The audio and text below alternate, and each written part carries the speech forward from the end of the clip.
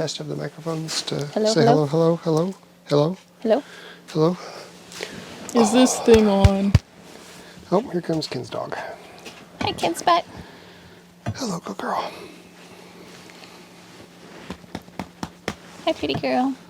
Whew, I should turn that around. Oh my goodness. Otherwise I'll just look at it. Hi, pretty girl. Oh, okay. Oh, she's gonna get you. She's trying. Okay, there she was. Come on in. Let's go. Come on. Up, You up. got this. Come on. Up, up. Let's go. All the way. And she wants to get something. Okay. Pumpkin. Nope. All right. She's Nope. gonna walk circles. Okay, come on up. Let's Come on, go. good girl. You got this. Come on. Mom's got to scoot over too. Come on. Up, up. Let's go. You can do it. Yep. You get the middle. You get the crack. All right. Oh, Dad's so comfortable on Mama's hip. Okay. We ready? Yeah. Oh, we've been recording. Did you miss us? It's been a week. Let's almost. Almost, Let's get them caught up. Okay. We filmed last Monday, and we said we just got to keep doing it, otherwise it's going to be easy not to stay in the groove. And then we missed a groove for like the next 4 day.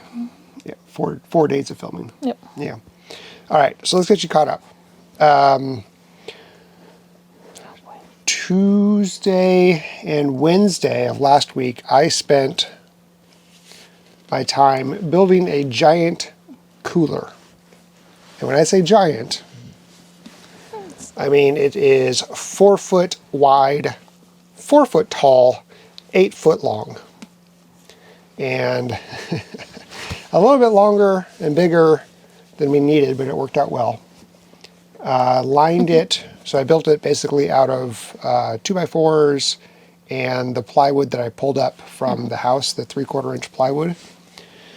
And then lined it with 2 inches of foam board, so R value of 10, R10, on all the sides and the bottom. And then I kept it as an open top, and then put 2 layers basically of foam board at the top to cover. And then we just filled that with ice and used that to keep things cool. Many bags of ice. 40 bags of ice. 40 16-pound bags of ice. Yeah. Mm-hmm. There's a lot of ice. A lot of ice. Yeah, very expensive. Very expensive amount of frozen water. Yep. Okay, and then on, that was Tuesday and Wednesday. Then on Thursday, I spent my time building Like a lift system, basically, like a winch-ish? Yeah, yeah, something to hoist, a hoist system. There you go. So we just used one of the red maple leaf trees, and then had a big 2x6 going across, and then 2 2x6s going down supporting it, and then some cross angles supporting that, and used structural screws to screw it into the tree, and then got some pulleys and screwed those in with structural screws into the 2x6, and then got a hoist, ratchet system, I guess. Yeah, it was like a pulley, because it wasn't... What is that thing called? That crank? A crank. We'll call it a crank. Okay. Yeah, with cable. And that was used to hoist 500 pounds and 600 pounds.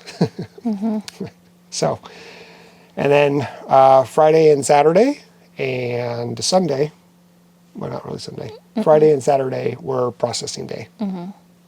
So, we did end up processing the 2 pigs, Eenie and Meanie, and 1 sheep, Sophia. So, I know that's been a touchy subject. Yeah. But, you know, this is what our channel is right now. We are homesteading, attempting to homestead. This is part of it. We want to raise our own food, and that includes meat. And we want to do it in a way that we know that the animal has been taken very good care of and had a very good life, despite the fact that we gave them names. And in fact, by having them names, we gave them even more love than if they wouldn't have had names. And for me, at least, I feel better knowing that the animal was living a very good life, fed very, very well, loved, properly taken care of, and Very healthy. very, very healthy, yes. That makes me feel better about eating the meat than it does for me just to buy some random pork chop on the shelf, having no idea what happened to that animal during their life, and most likely not being treated even remotely close to how Eenie and Meanie were. So for us, for me, I'm okay with it. I thought it was going to be a lot harder. It just kind of went into just like just work mode. Process mode, yeah. Yeah, process mode. So it was very fast, no pain, no suffering, it just ended. Yeah. So they had no idea. Pretty Nope. much as instant as it possibly could be. Yep. Yeah. We had help. We had really, Really good help. really good help. So Friday was the butchering, or the Dispatch. day, dispatch gut skin, and we had a couple friends come over. So we had the one friend that doesn't want to be on camera. He came over. Sean and his dad Rick from the Modern Yeoman, the Yo family, they came over. They helped, and then Sang from Growing Little Country Homestead, he came over. And in fact, Sang, it's a 5-hour drive for him. It's an hour drive for Sean and Rick, and a 2-hour drive for the other friend. So Sang left at 2 in the morning, Friday morning, and showed up, got there about 7:15, 7:10, something like that, in the morning. Everybody else showed up around the same time, and we started about 8 o'clock. About 7:45 was the first dispatch. When I took the dogs for a walk. Yeah. Yeah. Katie took the dogs for a walk to get them out of the way. And get away from the noise. The noise, yeah. So it was done very quickly and peacefully, for them. So that part's done. I am very, very, very, very, very thankful for all the friends that came out to help, and especially thankful for Sang. Yeah, Sang was a rock star. Sang was awesome. So not only was it a 5-hour drive, but he pretty much just led the whole thing. He just took control, took charge, and just really helped with all of the butchering and the parting out, and yeah, it's very, very helpful. Yeah, it was great. Yeah. So we had everything prepared. I had all the skinning knives and all the knives and all the equipment. We got all that stuff ordered. I thought maybe we could do all 3 animals at the same time, but there wasn't enough helping hands, and there wasn't enough helping hands with experience to be able to do all that. So we just did one at a time. But we were done by 3 in the afternoon. Yeah. With all of the skinning, gutting, and halving, and then putting it into the cooler. And then we had a very late lunch or a very early dinner, however you want to look at it. And had brisket and asparagus. I was going to call them Brussels sprouts, and I knew that was wrong. Asparagus, mashed potatoes. I made bread and carrots. So it was a good late, large. And we were all food. starving. Yeah. By that time, It was a lot of food. we all opted to just get through and just get done with it instead of taking breaks and snacks and stuff. Just get it done, and that worked out. It worked out well, but we were all Yeah, the egg really bites. hungry. I made egg bites in the morning on day 1, and I don't think they hardly got eaten at all. I think Nate, you were about the only one that was eating the egg bites in the morning on day 1. On day 2, everyone was eating them. But day 1, I think everyone was just like in the, like, because it's just a mindset you just kinda get in the zone. to zone in and do it. So, yeah. Yeah. And then Saturday, we did the butchering packaging, sticking into the freezer. And again, Sang really just took over. He wanted to come out and help with the whole process, but especially he wanted more hands-on experience doing a whole pig of that size. And so he was okay with really just doing all the cuts. We were watching, helping where we could, struggling with the bone saw that we bought because we apparently bought a knockoff version or something happened. I don't know, but it wasn't a very good bone saw. Yeah, I don't think we got sent what we bought. Yeah. So despite the struggle with that, we got through it. I think we were done probably about 3 o'clock also. Started about 9 in the morning. Is that right? No, we got done at 5. It was almost, it was right before dark. It was right before dark, that's right. So we did break for food that on day 2 because I was to the point where I was like, I'm starving and I didn't have time to cook a huge meal again.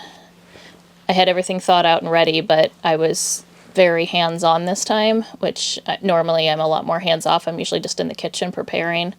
But we really needed the help because of the size of the animals this time. There was a lot more to process, so we just did brisket sandwiches. Those were a hit. Yeah, they were good. They were really good. Brisket with cheddar cheese and pickles and mayonnaise. Yep. On various different either types sourdough of bread. or brioche. Yeah. Yeah. So on Saturday, it was Sang was the one doing most of the work, with the cutting at least. And then we had the friend and his wife that drove 2 hours again, the one that doesn't want to be named. And Sean and his dad didn't come out Saturday. They had other activities that they had to take care of. And then we had 2 new friends come out that we had met a couple weeks ago when we bought a bunch of hay for the sheep. And so they came out and they had some experience, or at least the husband had experience With deer. with deer. So he and I took on the process of The sheep. the sheep, yeah. Parting that out and stuff. And then Katie and our friends, other friend, she did the packaging. 2 wives. The 2 wives. All the girls. Yeah, We were all 3 wives. all 3 wives. We were doing all of the packaging and the grinding and just getting all of that stuff put together. Well, packaging. Grinding was today. We started grinding on okay. Saturday. Okay, yeah. Yeah, so Sunday was a lot of cleanup and some rest. Rest. We put big, huge piles of wood chips in every coop. Yeah. Right. So, yeah, and we did that because... we had the tractor. So, because we had the tractor... Okay. Sorry. That's fine. All right. So Sunday was that. And then now it's today. Now Monday. So we still have lard to render down. We have a bunch of... 2 hams to turn into country hams. We have the grind, lots of grind. More grind. To get through. We got through quite a bit today, but we have probably... 1 more full tote to grind. Yeah, so we probably got through like a third of it today. I was able to do, to fully part out one of the heads, so the ears and the jowls and all those parts. And you cooked up a bunch of organ meat too. Organ meat for the chickens. And the dogs. Yeah. So, all in all, we're trying to use all the parts that we can, and it's just a lot of work. It's just a lot when you're like figuring out where to put it all, and kind of the process of it because you don't want it to go bad. So, focusing on getting what you can, all the meat into the freezer first, and then the next is going to be getting the hams in the fridge and salted, and getting the lard, starting the rendering process, and making sure I have enough jars because they were, as he alluded to, they were big pigs. One was 600 and the other was 498. So they're very large, and they're known to be lard pigs, fat pigs. So their back cap was at least huge. At least this thick. And that's the lard that you want to render down, is the back. And that's not even including the leaf lard that we got. And that's completely separate. And that I did package and already put that in the freezer because I knew I wasn't going to be able to get to it right away because of the amount of the leaf lard, or of the other lard. So yeah, it's just making sure that we're going through everything kind of systematically, making sure that we're getting through it quick enough, because we knew that there'd be quite a bit that you and I would still have to do. Yeah. Yep. So then once we're done with the lard and the grinding of the meat, finish the last head, at that point, then I'm going to boil down the bones. Yeah, smoke them, boil them. And we're I don't know if we've decided or not if we're going to be doing bone broth, but if we do, we have plenty of bones for bone broth, and then if we don't, and the other bones, boil them down, smoke them, and then feed them to the chickens. Not the bones, but all the meat parts and stuff. Decided that we're not going to be giving the bones to the dogs because there's a lot of conflicting information about whether it's okay to feed the dogs the bones or not for choking reasons. So I'm just kind of going to steer clear of that. They have plenty of other things to chew on. Lots of antlers that they're finding. Yeah. So Turtles. yeah. Yeah. So yeah, that's kind of been what our week has been. It's really been revolving around the processing of the animals. And now that so I wanted to be able to move the sheep, but I haven't had time to set up a new paddock, so they're free roaming again, which is fine because they need to move around a lot because there's really not a lot to eat. And so the more area they have to cover, the more that they can find to eat, and they're happy doing that. And yeah, that's kind of it, isn't it? It was a lot. It was very busy. Yes, very, very busy. Very labor intensive, very physical. Yeah, and so that's one of the reasons that we kind of stopped filming Keeping It Kraemer, is just because it was just sun up to sundown, just getting things prepared and or working. And then when we had Sang over, like, we didn't really want to film when... Well, when we wanted to socialize, I mean, we wanted to hang out and actually, take time to spend some time with our friends when they were here, and as much as we could, when we weren't processing and things like that. Like, it was nice to have some downtime, have a nice dinner, hang out, all that good stuff. All that good stuff. We have a great community. Yes, I agree. So nobody would let me pay them. But we gave them lots of meat. I was going to say. And lots of lard.